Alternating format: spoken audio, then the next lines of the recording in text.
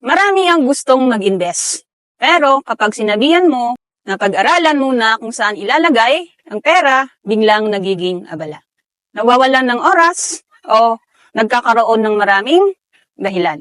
Alam mo ba na ang pera na walang kaalaman ay pera na madaling mawala?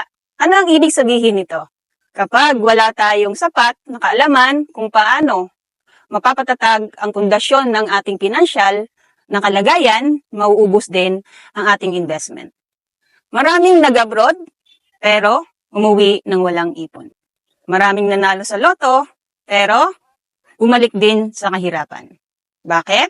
Dahil akala nila basta may investment na, ligtas na ito at tuloy-tuloy na ang kita.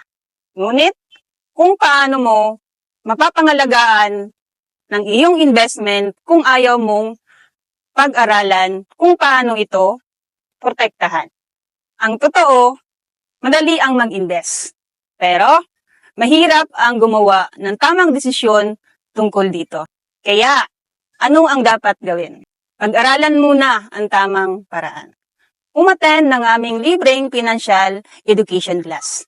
At alamin kung paano protektahan ang pinaghirapan mo. I-message mo lang ako, Besh.